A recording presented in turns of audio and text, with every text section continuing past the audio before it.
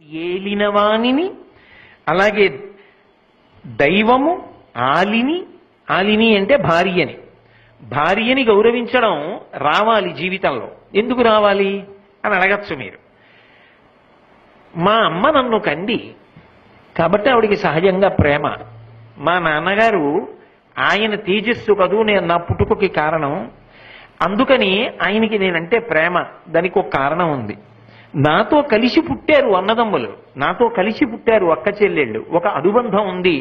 మేమందరం ఒక్క తీగ పువ్వులం, ఒక్క చెట్టు కాయలం, ఒక్క చెట్టు పళ్ళం. కాబట్టి ఒక్క చోట కలుసుకున్నప్పుడు మా అన్నయ్య, మా తమ్ముడు, మా అక్క, మా చెల్లి అని మేము ఒకళ్ళ చేతులు ఒకళ్ళు పట్టుకోవడానికి, కలిసి తినడం, కలిసి కూర్చోవడం, కలిసి మాట్లాడుకోవడం.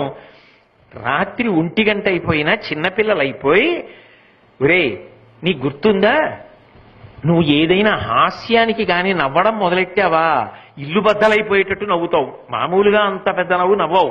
నువ్వు అంత సంతోషపడిపోయావా ఆ నవ్వు ఊళ్ళో వాళ్ళందరికీ వినపడుతుంది, అలా నవ్వుతావు.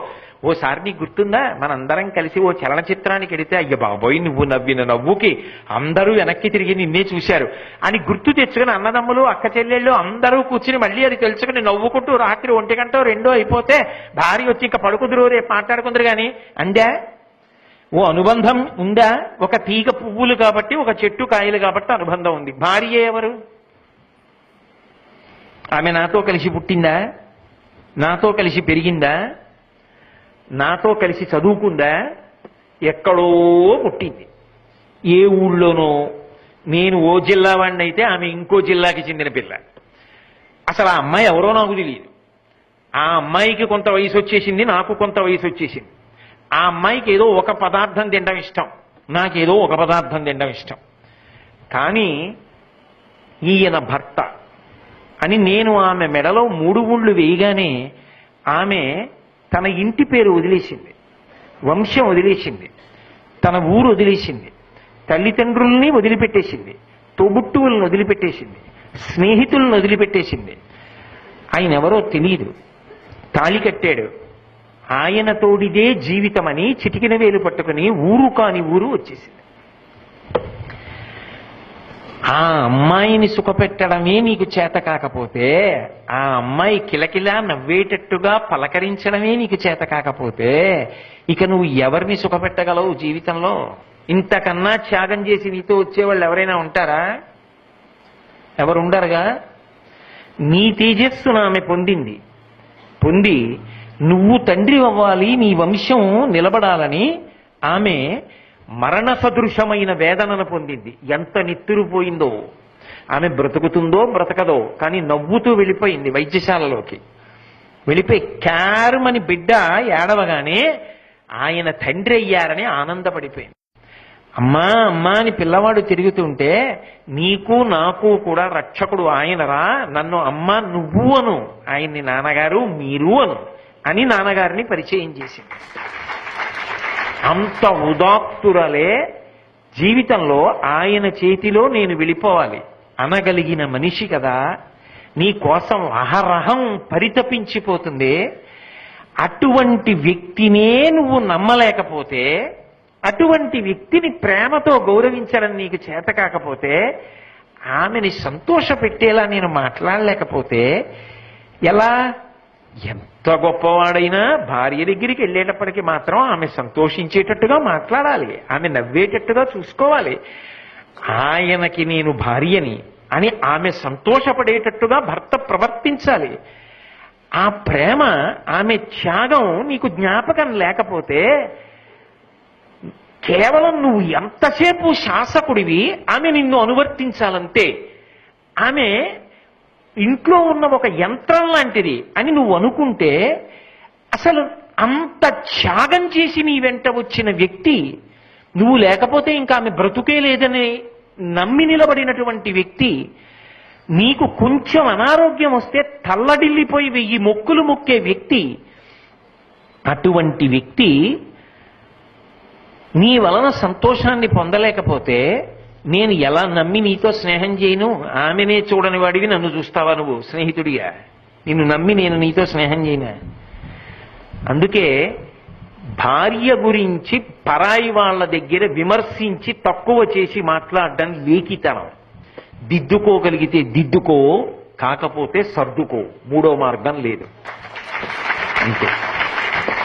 అది జీవితాంత అనుబంధం. ఈ దేశంలో సావో రేవో అంతే. మంగళసూత్రం కట్టాక ఒక్క భార్య, రామచంద్రమూర్తి సిద్ధాంతం.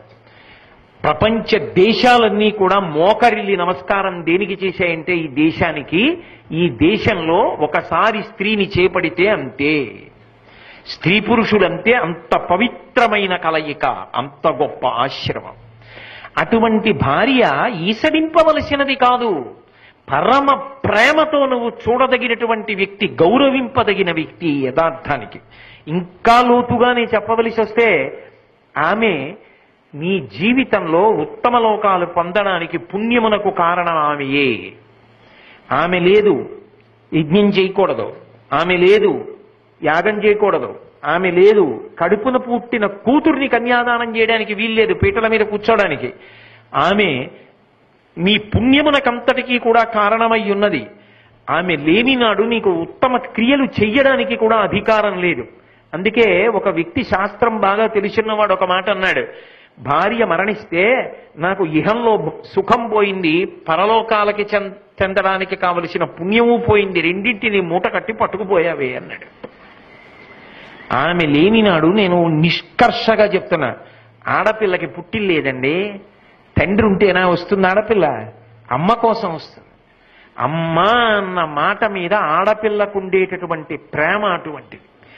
పిల్ల కష్టం ఎవరికి చెప్పుకుంటుంది? అమ్మకి చెప్పుకుంటుంది. ఆడపిల్ల చెప్పుకోవలసిన కష్టాలు అమ్మకి చెప్పుకునే ఉంటాయి కానీ నాన్నకి చెప్పుకోలేదు. అమ్మ ఉంది కాబట్టి పురిటికొచ్చింది, అమ్మ ఉంది కాబట్టి ఆ ఇంటికి పరిగెత్తుకొచ్చింది. అమ్మ లేని నాడు కడుపున పుట్టిన కూతురు కూడా ఎక్కువ వచ్చి ఉండదు. ఆమె లేని నాడు ఆనందమే ఉంది. అందుకే శాస్త్రం ఒక మాట చెప్పింది, వేదమూలమిదం బ్రాహ్మం భార్యామూలమిదం గృహం కృషిమూలమిదం ధాన్యం ధనమూలమిదం జగత్. భార్యామూలమిదం గృహం. ఎంత పాలరాతితో కట్టిన భవంతి కానివ్వండి, ఆమె ఎంత అనారోగ్యంగా ఉండనివ్వండి, 104 జ్వరంతో పడుకోనివ్వండి, ఆయన వెళ్ళి గబగబా కాళ్ళు చేతులు కడుక్కుని విడితే ఆమె ముసుగు తీసి అడిగే మొదటి మాట ఏంటంటే, పలహారం చేశారా అని అడుగుతుంది. అప్పుడు కూడా తల్లి తర్వాత తల్లిలా కడుపు తడివి తిన్నారా అని అడగగలిగినది ఆమె ఒక్కతే. నా మీద బెంగ పెట్టుకుని సరిగా తింటలేదా, నాకు తగ్గిపోతుందండి, ఇవాళ 2 గంటలు జ్వరం లేదు తెలుసా, మీరు కడుపు నిండా తినండి, మీరు బెంగ పెట్టుకోకండి అని తన బాధ పంటి బిగువున దాచుకుంటుంది. అలాంటి వ్యక్తి జీవితంలో ఎక్కడి నుంచి వస్తుందండి? నిజంగా బల్జేపల్లి వారి సత్యహరిశ్చంద్రియన్ చదువుతుంటే కన్నుల నీరు రాకుండా 5 కాగితాలు చదవలే. చంద్రమతీదేవిని హరిశ్చంద్రుడు కత్తిపెట్టి వధించవలసి వచ్చింది ధర్మం కోసం, రాజాజ్ఞ.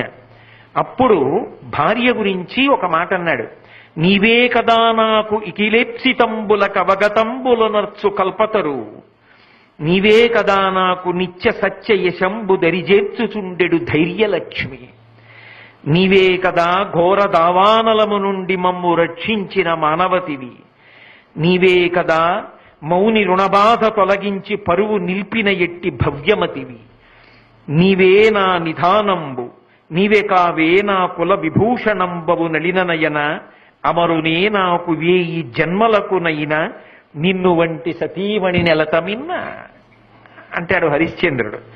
అంటే నీవే కదా నాకు ఈ కిలేప్సితంబుల కవగతంబులు నచ్చు కల్పతరు.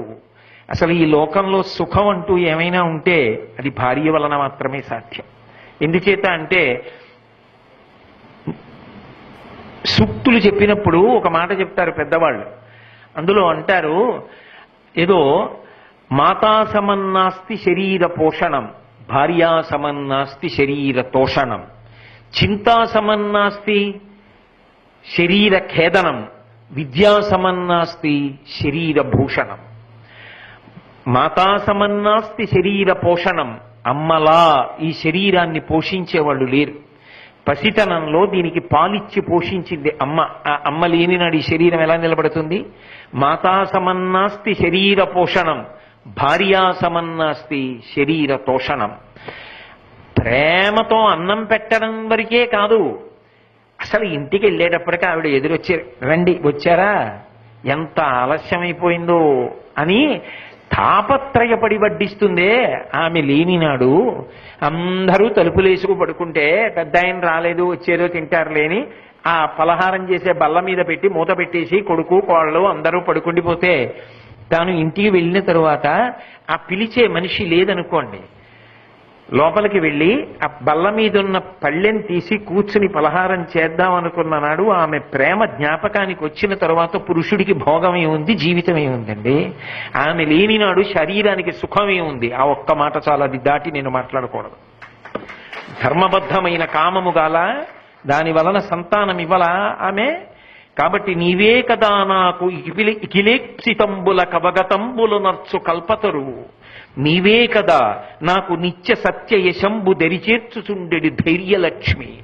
నేను ఒక లక్ష్యాన్ని పెట్టుకుని జీవితంలో పరమ పవిత్రంగా బ్రతకాలని బ్రతుకుతూ ఉంటే కావాలని అసూయ పెట్టుకుని నన్ను ఇబ్బంది పెట్టాలని ఎవరో ప్రయత్నించినా, నా జీవితంలో ఉద్ధాన పతనాలు వచ్చినా, నేను ఒక్కొక్కసారి చతికిల పడిపోయినా ఎందుకండి బెంగ పెట్టుకుంటారు అని భుజం తట్టి నన్ను పైకి లేపి నడిపించిన ధైర్యలక్ష్మి నువ్వు కాదు.